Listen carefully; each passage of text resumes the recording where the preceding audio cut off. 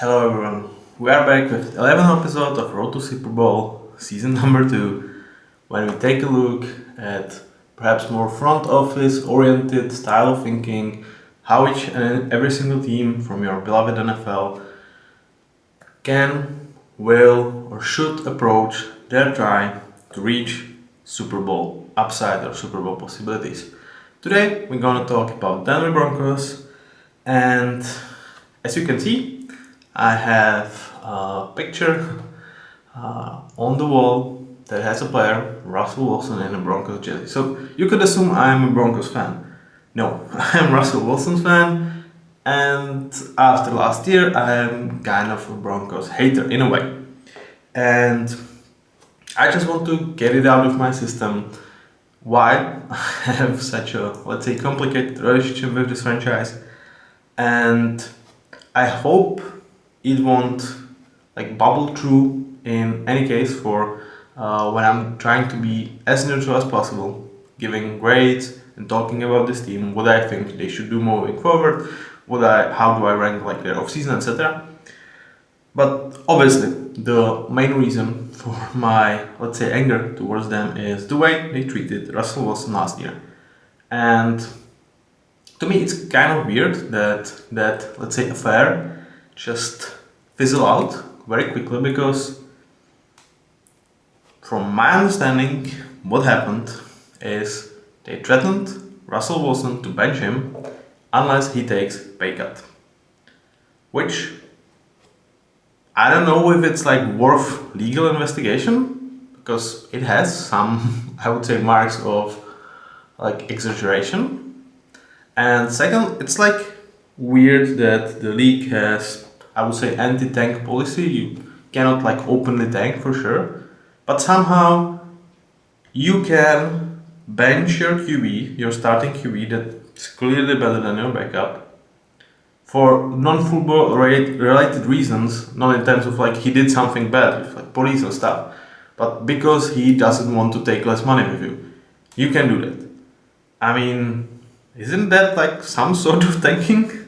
And is it the case that because Sean Payton is such a, let's say, highly regarded figure in the NFL, that this kind of fizzled out? Well, maybe. And I don't think it really reflects well on Sean Payton as well, because there is no way the management of this team could have done this tactic without consulting or getting an approval from Sean Payton. You spent a draft pick to acquire him before last season. There is no way, and you obviously count with him as your long-term head coach, there is no way you could have done it without his approval. So it, to me, doesn't reflect well on him. Also, the timing of it, I think it was right after beating Kansas City Chiefs, Super Bowl champion, when the team was on the upside, was flirting with playoff positions. I mean, that's where I'm really surprised that there was no league action. First of all, player association, this should not be a behavior that is deemed not punishable. And second of all, yeah, it's kind of weird that they were able to, I would say, not openly tank their season, but in a way, yes. Okay, it's out of my system. Let's now go forward and deep dive into this Denver Broncos team. And I already see you guys, I already see the comments, Bonix, and I'm ranking him D+. Oh, you just want Russell Wilson to be there? Well, I don't want him to be there anymore after what happened, first of all. And second of all, let me explain. Let me explain why I believe this is a bad pick for this organization. If I was a hater, I think I would have given this pick an A, because I ultimately believe that this pick is negative towards their essential goal, which is winning a Super Bowl. Why do I think that? Well, in a vacuum, this would not be a bad pick.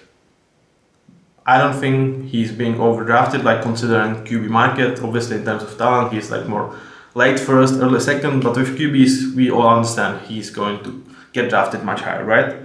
I also think he's a very good fit for this system. I think Sean Payton is going to like him much more than he ever liked Russell Wilson, because he is going to definitely be more willing to do exactly what Sean Payton tells him to do, and he's also like played in similar role as a QB that Sean Payton will want. So everything actually kind of makes sense about this pick, and I'm still saying it's a bad pick. And let's hear me out right now. I think what Bo Nix does for this organization is he gives you an extra win or two, but that extra win or two will be, are you a 4-win team or a 5-win team or a 6-win team? Where I don't see him is having an upside to be a guy that eventually will give you, we are a 10-win team, and because of Bo Nix we are a 12-win team. And that's where I just, that's most of my negative about this pick, is that first of all, he's going to lower your draft picks, or actually making them higher, your draft picks in upcoming season, because he's going to be, I believe he's going to be decently good. So you won't be drafting 3rd pick, but let's say 6th pick because of Bo Nix. And second, he just doesn't offer you the upside. In my opinion, like best case scenario for Bo Nix, he's somewhere like 14 to 16 best QB in the league. Can you win Super Bowls with this type of player? Yes. I would say only on his rookie deal. I don't think you can win Super Bowl with this type of QB when you are paying him. So first of all, if obviously Bo Nix is going to get his contract after like 4 or 5 seasons, and what I believe his upside actually is going to be reached, I would say he's a perfect purgatory type of QB, because he's going to be good, but not good enough to win Super Bowls.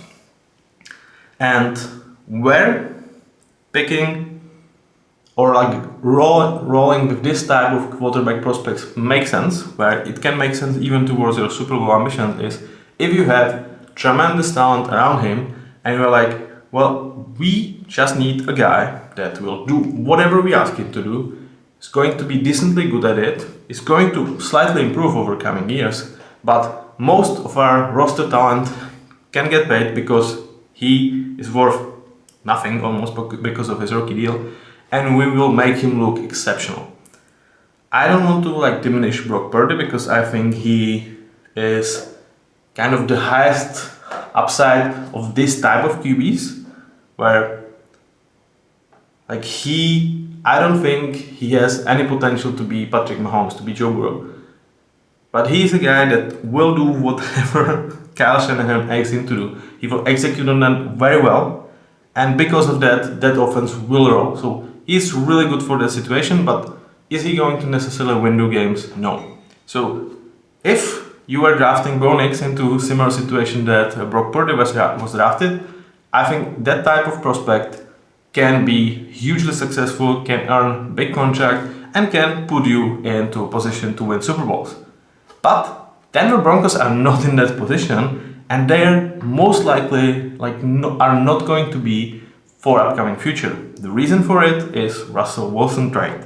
First of all, you spent several draft picks to acquire him, and now for this season there's over 50 million in terms of dead cap hit. For next season it's 32 million. So like 2026 is realistically like the first time when you won't feel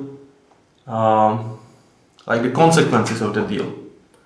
Well, you still will, because you have not been able to draft it really well last couple of seasons because you spent those picks for him. Also, Sean Payton cost you some draft picks. So I would say like maybe 2027, which would be like 4th year of Bo Nix rookie deal, is like where finally we are kind of clear of the consequences of what we have done like 2-3 years ago, when we believed this is the guy that can push us over the edge. We gave him Nathaniel Hackett as a head coach, and then Sean Payton. So, okay, like I'm trying to not be super negative about this franchise, but Nathaniel Hackett just did not work. He did an absolutely horrendous job, and then Sean Payton hiring, I would say, is good for this franchise in the long haul, but in a Russell Wilson type of an era, it was never a match. Like these two guys won absolutely different things in terms of their offense, and like I don't know what's the opposite to saying match made in heaven, because that pretty much was Sean Payton and Russell Wilson, whereas a pair of offensive-minded head coach and quarterback. So I would say Bo Nix is going to look good this season. I would say he firmly will be top 30 starting QB in the league. I would even say he can go as high as like approach Russell Wilson, Derek Carr, like this 20 to 25th, maybe Deshaun Watson as of right now, that kind of territory, kind of QB. But I don't think that's necessarily the best for this franchise in terms of winning Super Bowl in several upcoming seasons, because it doesn't offer you that upside that JJ McCarthy, Drake May, hell, I would say even Michael Penix, I guess, but I would say that's debatable, and also not even Jaden Daniels, because Jaden Daniels, I would say, has something special about his game, has some trait that can make him a QB that you win games because of, that can push you from that 10-win to 12-win team. Not necessarily he's going to reach that. I would say Bo Nix has a better chance to reach his upside than Jaden Daniels, but he has that. I don't think Bo necessarily does anything super special about his game that would ever make me say, okay, he's super plus for this offense. So I think he's going to work, and yet I do not like this pick. Then let's take a look at the rest of the draft. Yona Ellis, I'm slightly lower on, and it's mostly about, dude, you have holes on this team. You didn't have a second rounder, and you used the pick on a linebacker. Like, what are we doing? It's not necessarily about Yona Ellis as a prospect. I think he's good. Not even that he was overdrafted. Maybe he was even a slight value. It's just, what? Like, I don't think your offense is anything special. Like, you don't have a special tight end. You have one really good wide receiver as we go through the roster.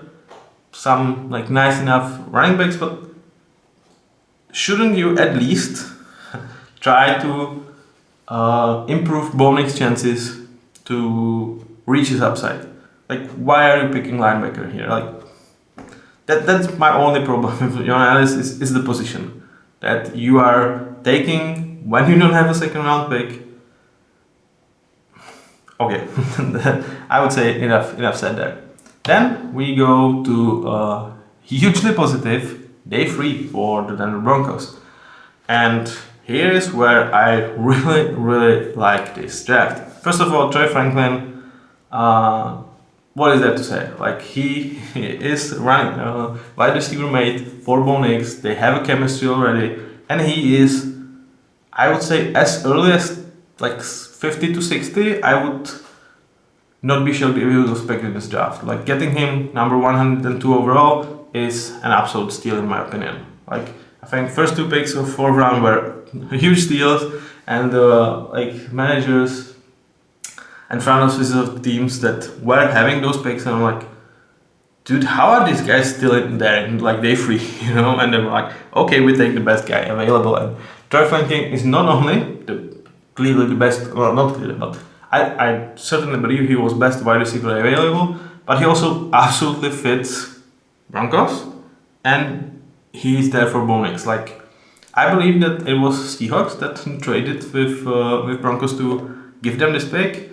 I'm kind of mad that we didn't get better compensation for it.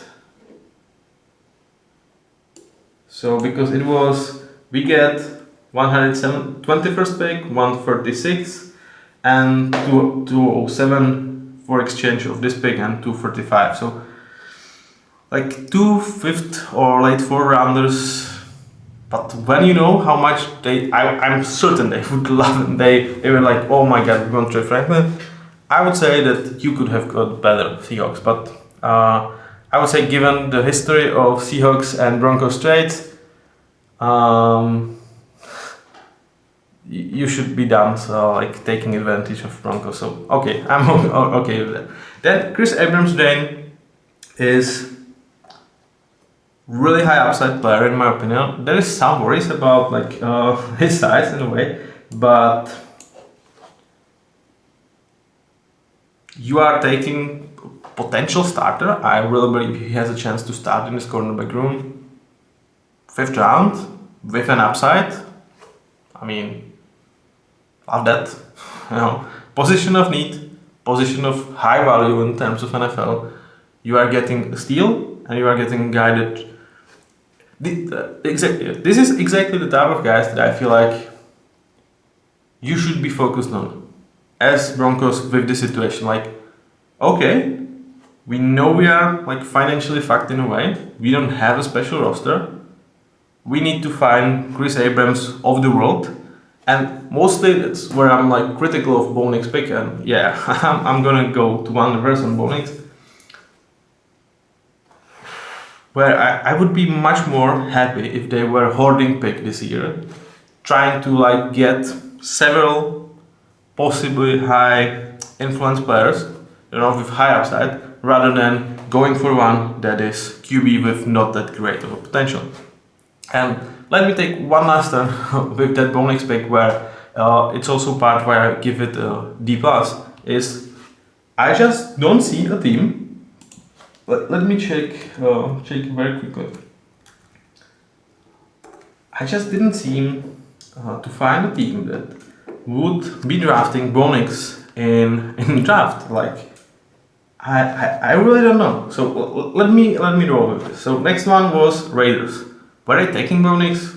Hell no. Like, after signing Gardner Minshew, after seeing something from Aiden O'Connor, there is no way in the world they would take Bo Nix.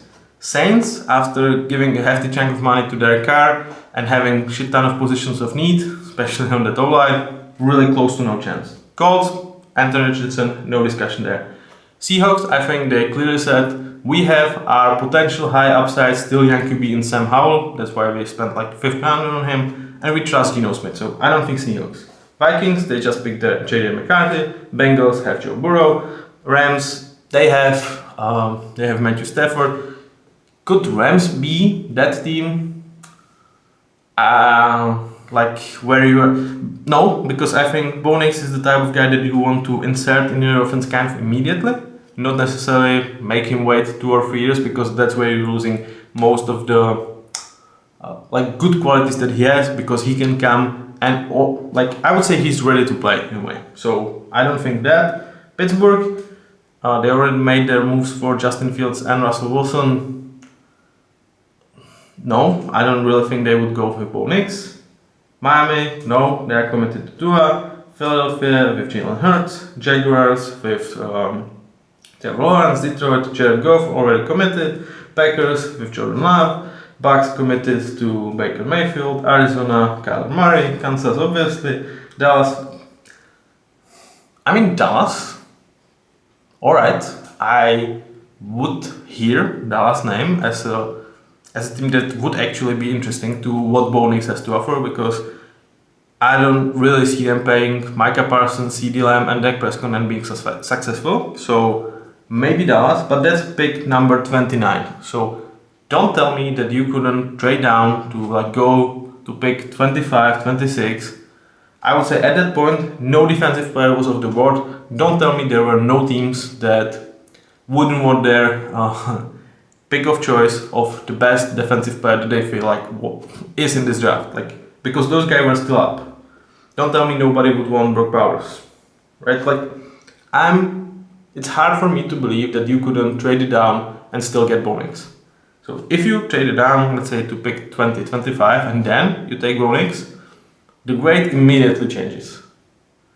But not being able to hoard some picks alongside with his selection, when you clearly are missing draft potential because of what you've done in the past, that's like another problem that I have with this selection.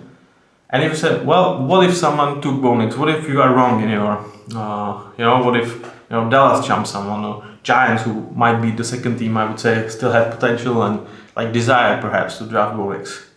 I would say, well, okay. I'm like, all right. I don't think he's that special. That's why I would definitely like try to leave it to more of faith and destiny. whether he would still be out there if I trade down.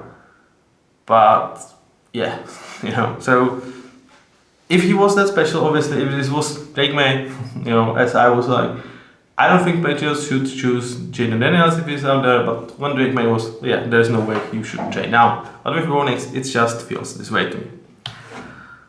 Sorry, last jab into that selection, and I really believe Bo Nix will be good this year, so good luck to this young man. After Chris Abrams, they went and selected Ulrich Estime, which it might sound weird to give this selection an A pass because they have 3 capable running backs. Jalen McLaughlin, who had really nice rookie season.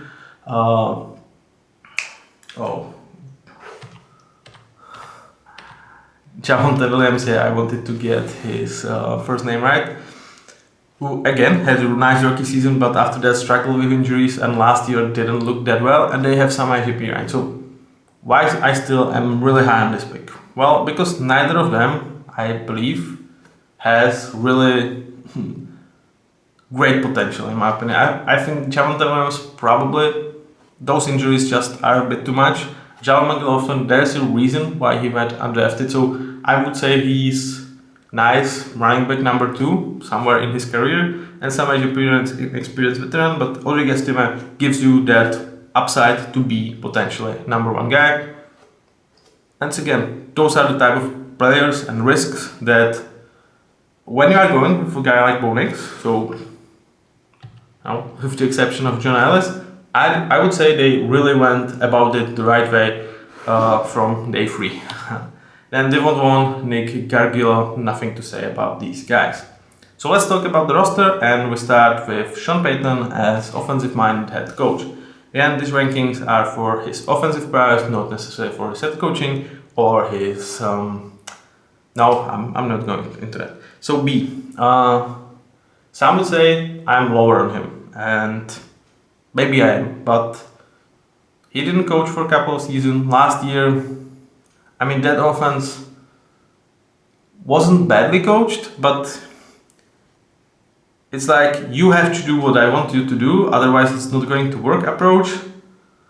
Will work well with Bo Nix, but is it necessarily the approach that the best minds do have out there? I would say the best offensive head coaches or offensive coordinators would be able to adjust their game plan towards Russell Wilson in a better way than Sean Payton did last year. And I would say essentially he kind of went to like either Russell Wilson bends or he's going to be out, which not necessarily I would say is true eliteness in terms of thinking and approaching this position. But overall, like, Sean Payton is a great coach, nothing against that. He's still great offensive line, so B is, I would say, respectful grade. And if my beliefs about Bo Nix are actually true, that he's going to work with this type of offense, I would say he ends up with a better grade because he will show, yeah, it's my way or the highway, but my way really freaking works. So we will see about that this season. And now what he has to work with. So in terms of weaponry, it's not really much. The skill quarterback room is bottom 5 in the league. Like, as much as I believe Bo Nix is ready to start, I cannot rank him higher than, even let's say Baker Mayfield, Geno Smith, Derek Carrs of the world. They are clearly like tier or 2 tiers ahead of him. And I would even say a guy like Daniel Jones is at least a tier above Bo Nix until he shows otherwise. So I do expect him to be good starter essentially in this league eventually when he reaches his upside, but probably nothing more than that. So my best prediction, end of this year, he is a decent starter in my grade, then he slowly moves to good starter and he stops there. Beside him is Jarrett Stidham. I do understand why you pick Bo Nix and you don't want to play Jarrett Stidham in a way. Should you be playing Zach Wilson? Also, kind of, I would say no. Last year was really ugly with the Jets. Though I will still be at least a bit Zach Wilson approaches because, for last year, he was like, really, I'm a backup, I'm gonna learn from my mentor, from a guy that I absolutely adore. And for placing, I'm drawn to the Wolves, and the carry and weight of this franchise is on my shoulder in a way to deliver at least a playoff appearance after like 10 or 12 or 14 years or whatever Jets haven't made the playoffs. And everybody's like, focus on me, and I'm just not ready. So Zach Wilson, still, there are some traits that, will probably work in his favor to be at least a backup here and perhaps get a chance, somewhere along the line and with some teams. But his tenure as we believe in you as our number one, we believe in our upside, that's gone unless he's like, he proves people otherwise. So can he be something like Sam Darnold, maybe Baker Mayfield? Like for a couple of years he's going to be backup, he's going to learn with like great offensive minds of the world, and then perhaps someone will be like, well, we are selecting our guy of the future, but he's not ready. Zach, this is your chance, this is your shot, and he might get it. But as of right now, he's a backup. I think this room is clearly Bo Nix, and Broncos will roll with him. In terms of running backs, I already said there are 4, I would say, decent and good running backs. Nobody is special here. As you see, numbers for Javonte Williams last year, they were poor. They were really poor, despite the fact that he was healthy. So, is it over for him? He's heading into a contract year. Is it like, well, I showed really great promise, then I got injured, and like the best about my game toned down quite heavily because of the juice that I just cannot generate anymore to the same degree as I was able to before that, and now I will be like utilized player, but I probably won't get a really nice running back contract. Well, this is your year, you have a chance to prove it, but clearly I would say Broncos are with the mind that this is probably not going to happen. Samaje Perine, you might say I rank him too high as a good starter.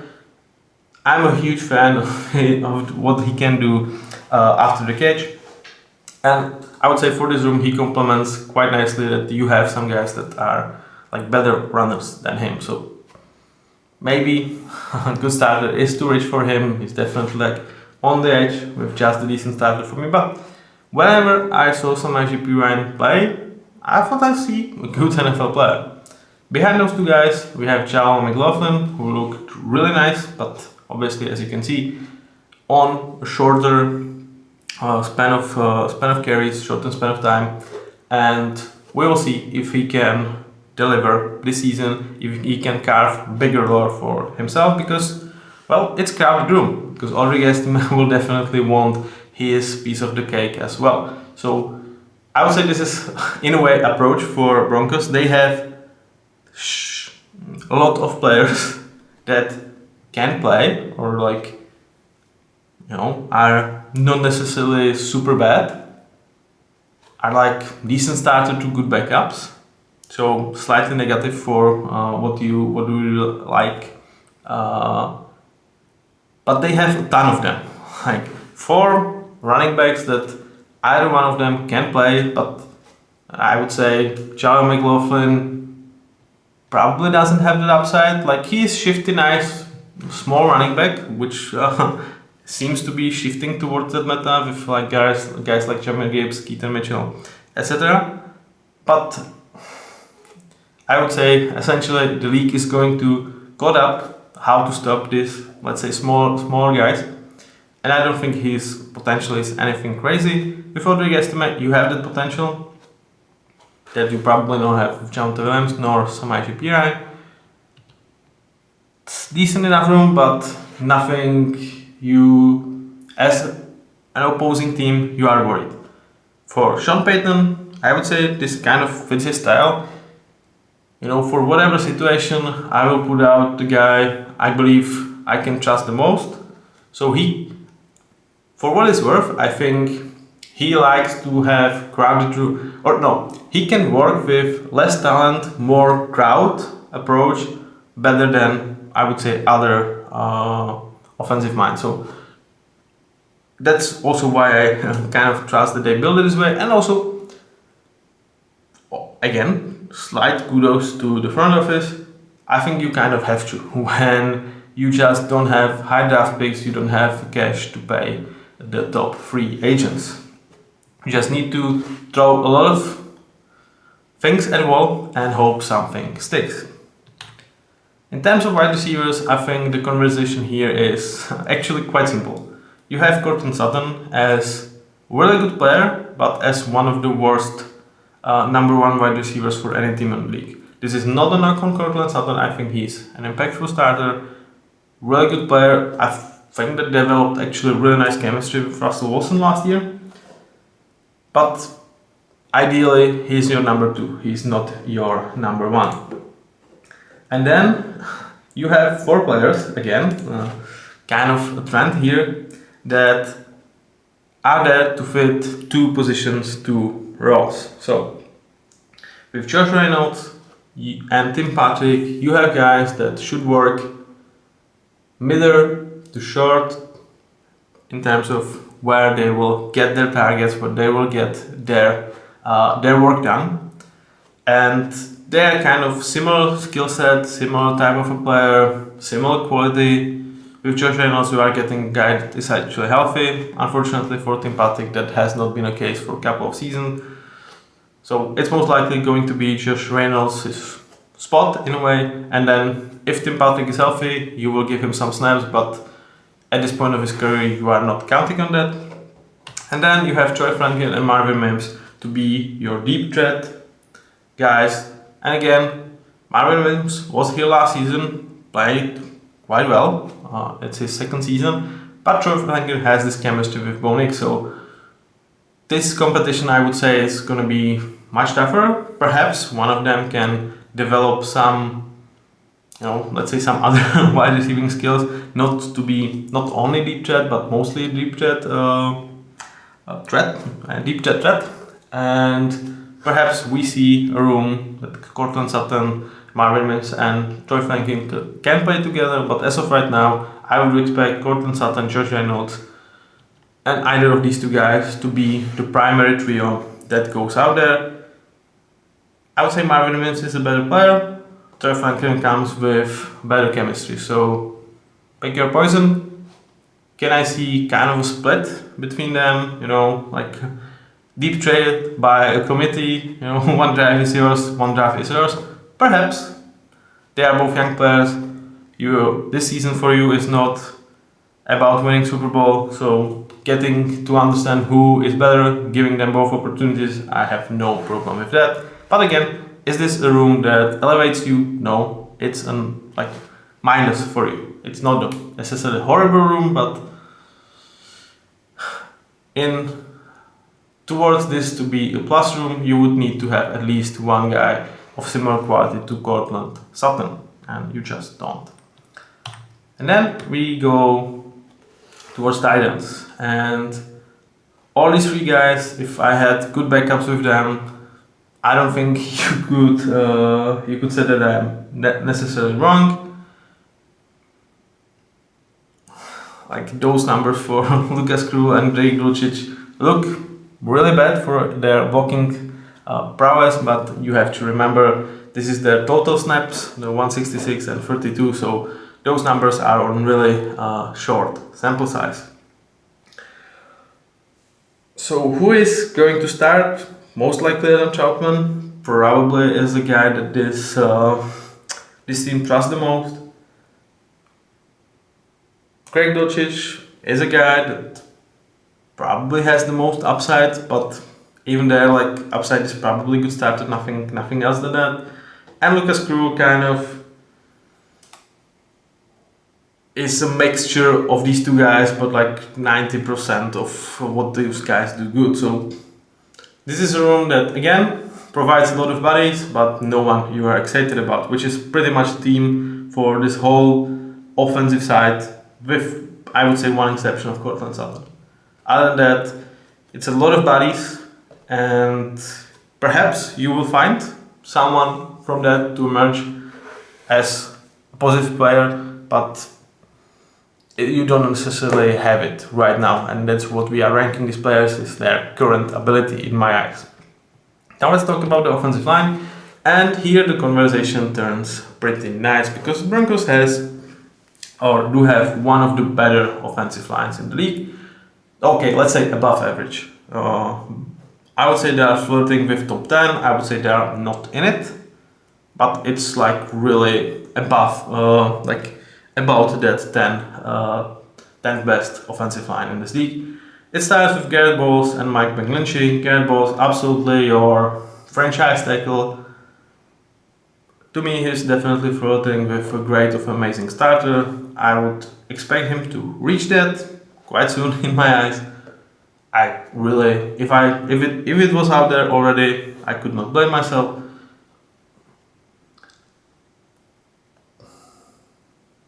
Yeah, like it's really flip of a coin. I decided to just go with important starter, but he is definitely a guy you are super happy to have as your franchise left tackle. With Mike McGlinchey, above average or like average to slightly above average right tackle, again someone you are not worried about. They paid him hefty amount of money and he delivered really good performance. So in terms of tackles, you are set.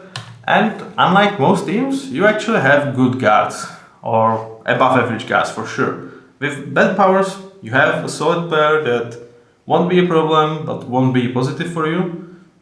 But like I take that, in the league where it's hard to find even this type of offensive linemen. And then you have Quinn Miners. I could not resist this picture. It's really reminds me some Puna Force pictures like 5 years or 6 years ago, and it's just fun. He's like, yeah, this is my body. I'm not freaking ashamed of having like this huge of a belly. I'm a professional athlete. I use my body mass to the best of my ability, and if it looks maybe slightly funny to some, whatever. I just don't give a shit, and I really like this approach from Quinn Miners. And he is one of the best run blocking guards in league already. He's that. With pass pro, there he he leaves a lot to be desired. But if he can improve in that area of his game, we can talk about, I would say, even an elite guard in this league, because like his run blocking is up there with like tier above Chris Lindstrom, like really. But yeah, he's getting there. Like he is nasty run blocker, and he is, I think, 4 years in league he has under his belt. He already got his extension, 4 years, 72 million. So he's well set. And do I think that the money will be like, okay, I've earned enough? No. I think he absolutely loves what he does, especially in terms of run blocking. And with pass pro, I would say that he has desire to get better. I really truly believe that he has that. If you were saying like he's not better player than Garrett Bowles right now, I would say they are very similar in terms of their quality. If I had important starter for Quinn Miners and an amazing starter for Garrett Bowles, I would not be shocked.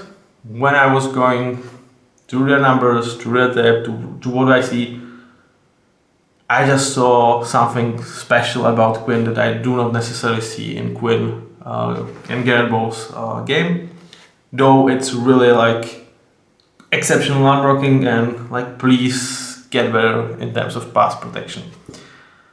Then we go inside, and as of right now they have, I believe, not Sam Mostimer as their starting center, but a guy that I don't even have here, because here I obviously don't have all the players. I just put here players that I think have good enough ability to start for you or to play.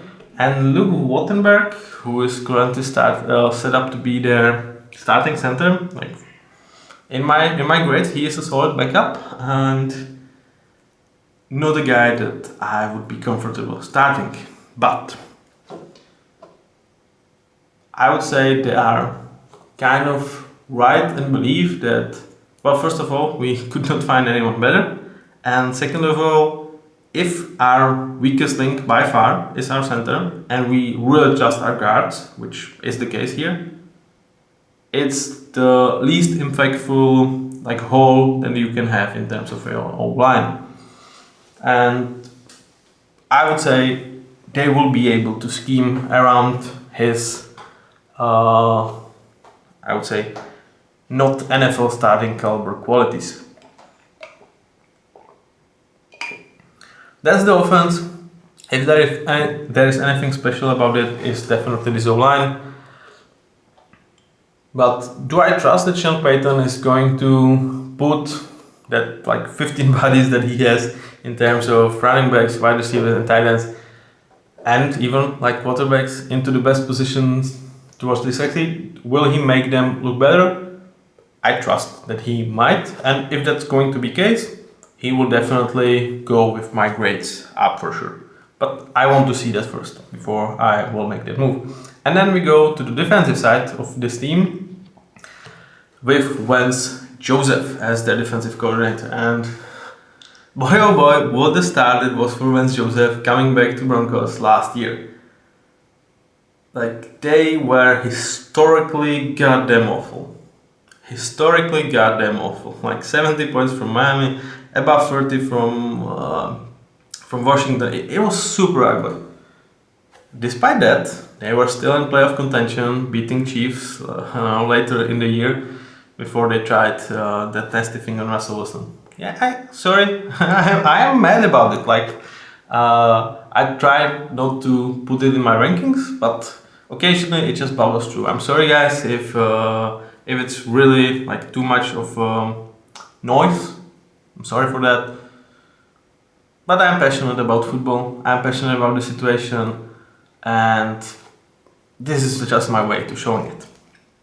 So let's go back to Vance Joseph. So it was super ugly. It was it was really hard to watch.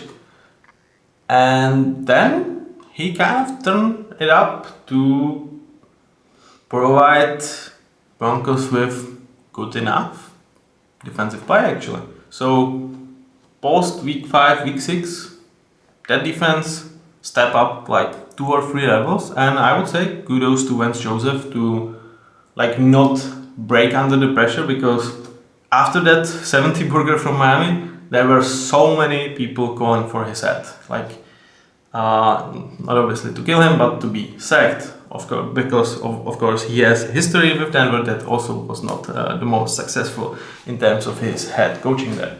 So he is not, I would say, the most popular figure there, and also he did not come as a guy that would have like super long patience from the fan base. So he turned it up in what I would say before, like the river break through and flooded with the hate of the fans, and he really turned it up to quite nicely. Still, do I think he's some sort of premium defensive coach? No.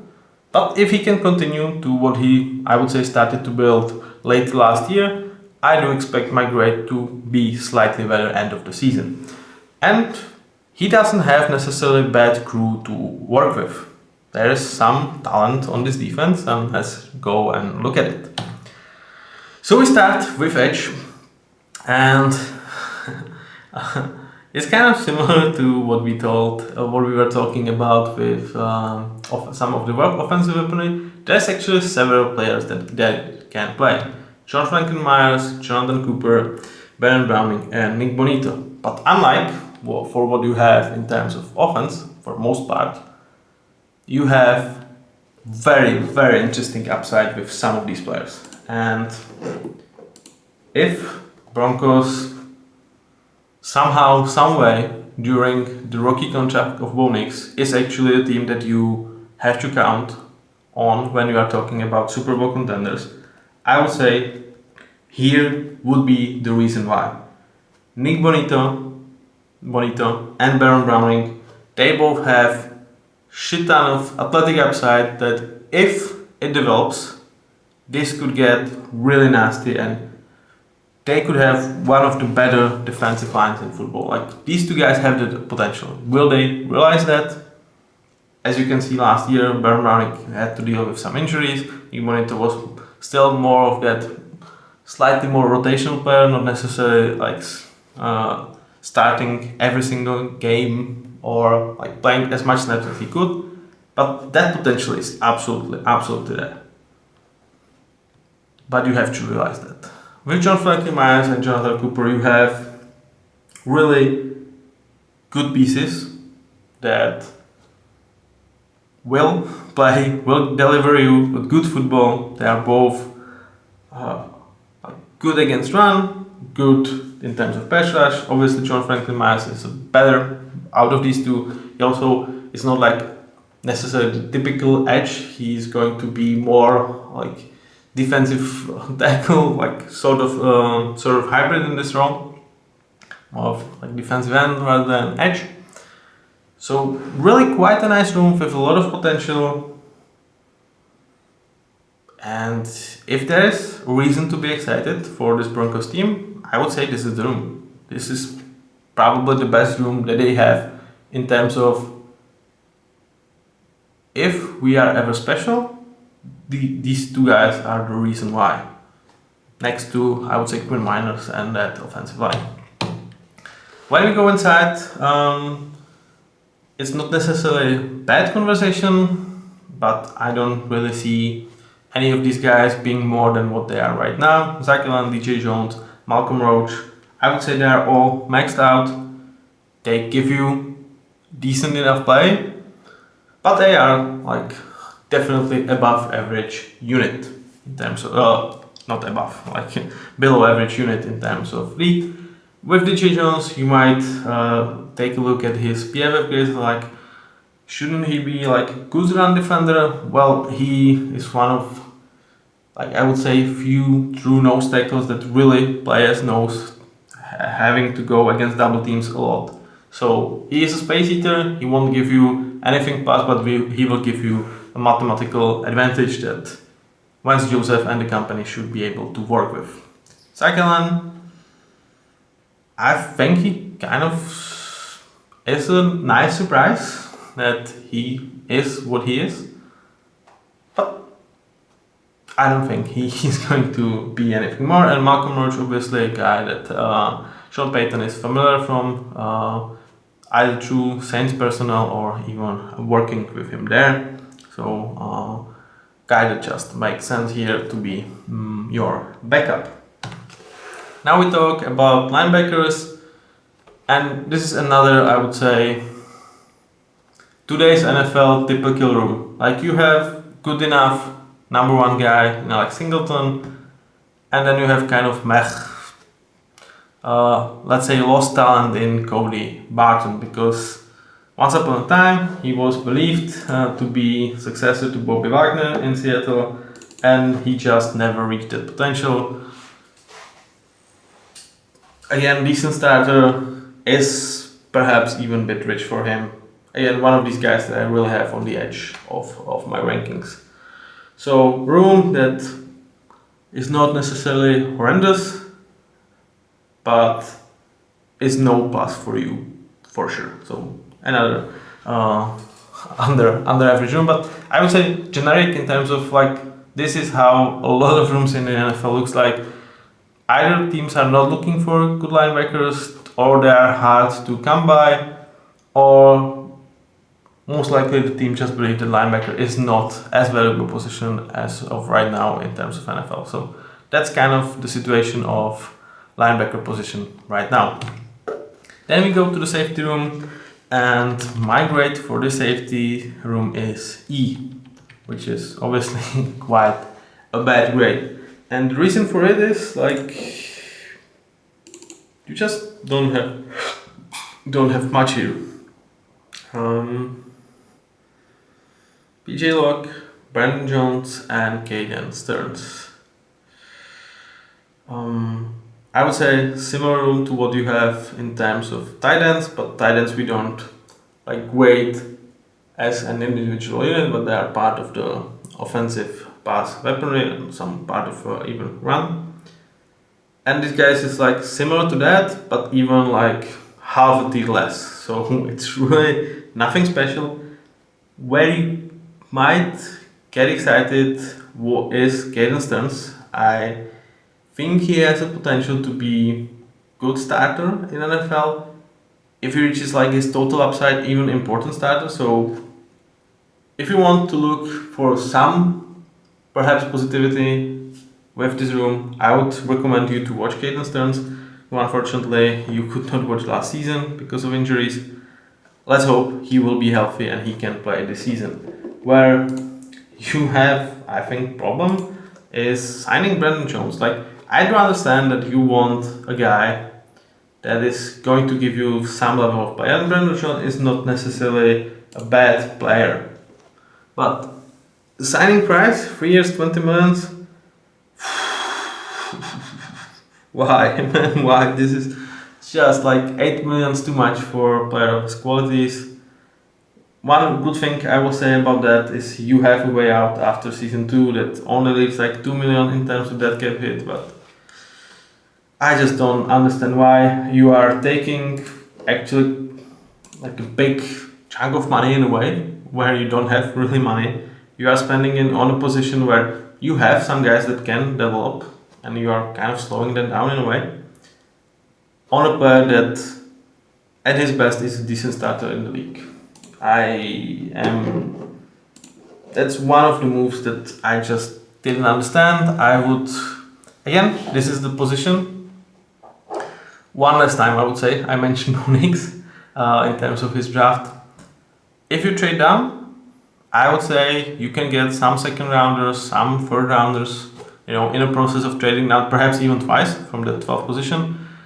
And draft safety there, where it was Tyler Nubin, someone like that, with a third round pick, why the hell not?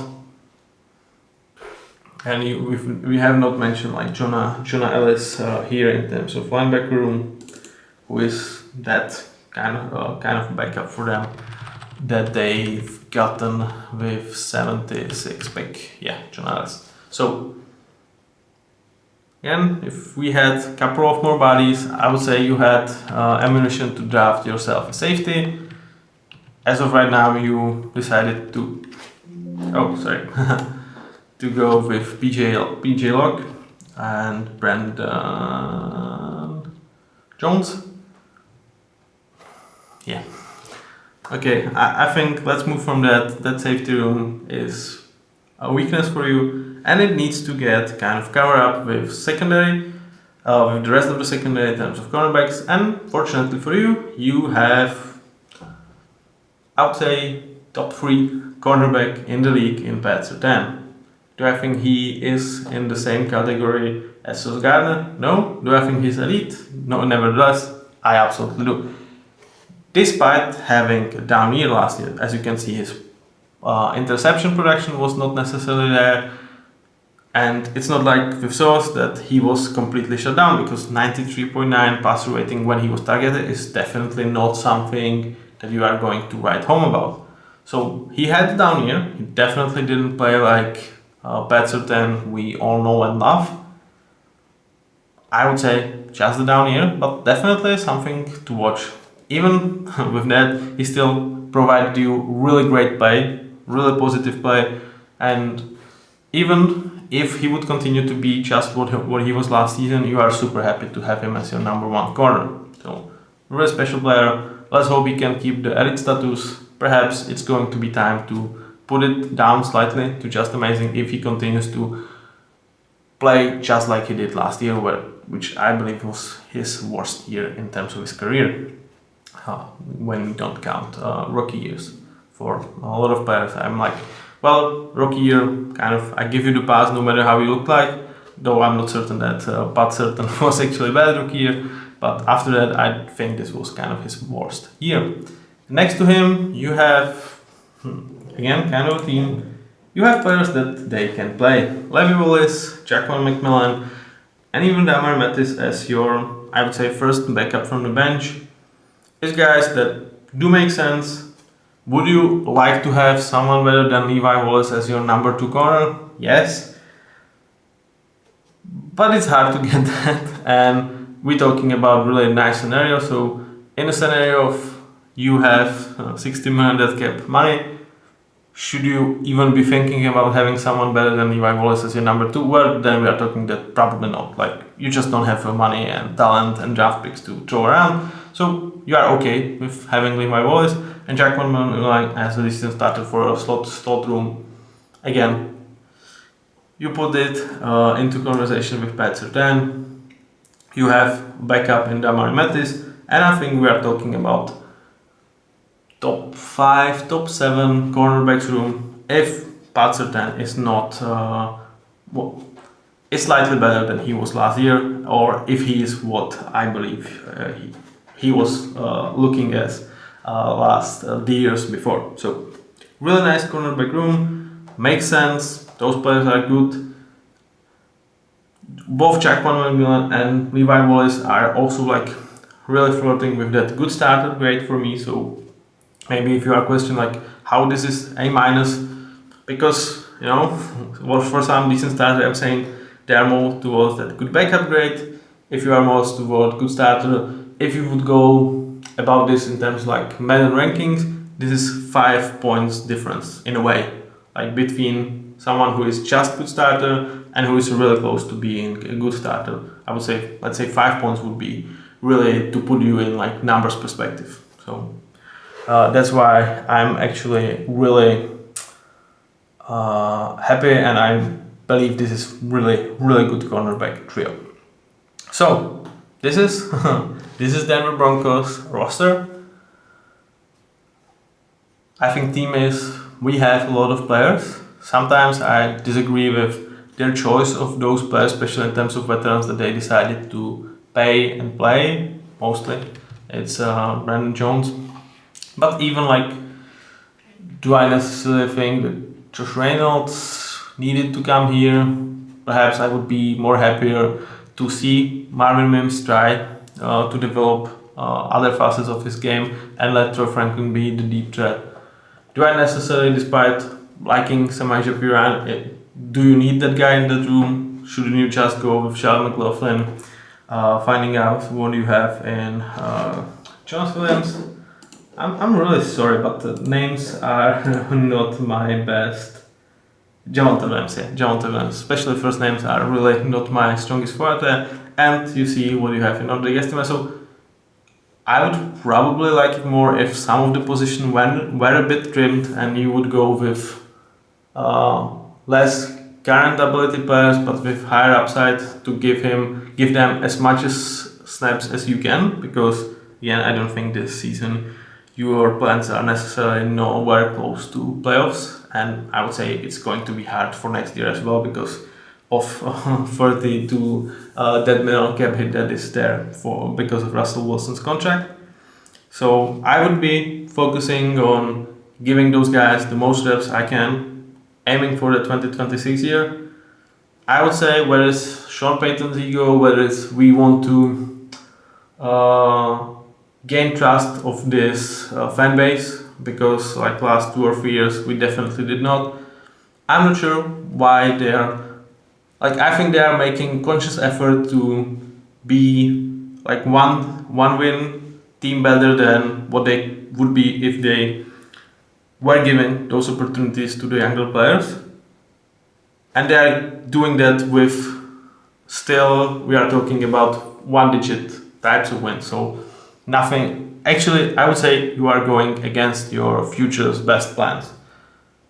But both Sean Payton wants to look good, and we need to get fans on our side.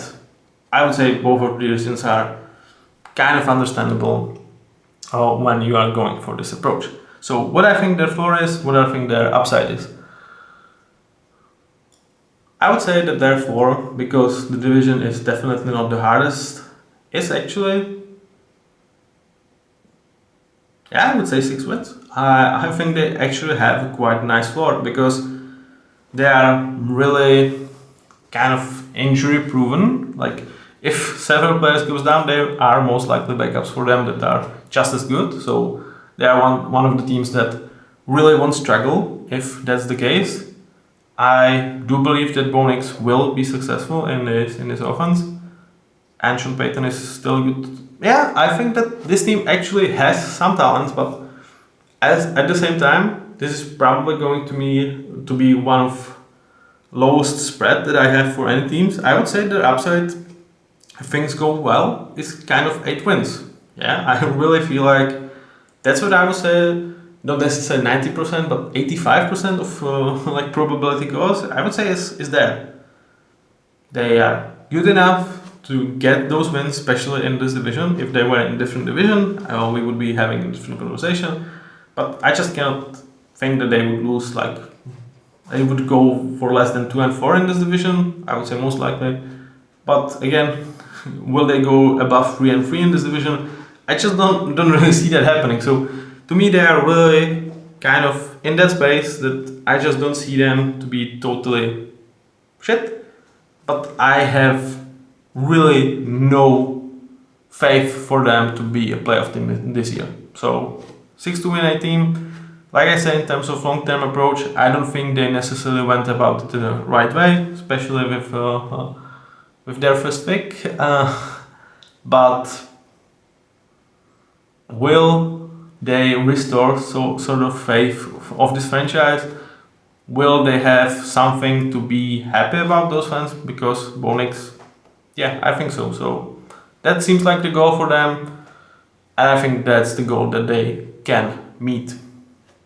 This one was a bit longer, a bit more emotional than perhaps you know me, but yeah, I'm hugely passionate about football.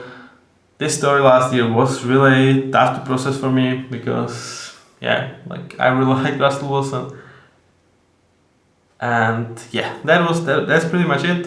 Thank you for watching, for listening. Let me know now if this, let's say, more passionate version of me was something you appreciated or whether it was too much. How do you feel about this whole situation? What do you think about that, let's say, controversy? And how much do you agree with my analysis of Bo Nix as a pick?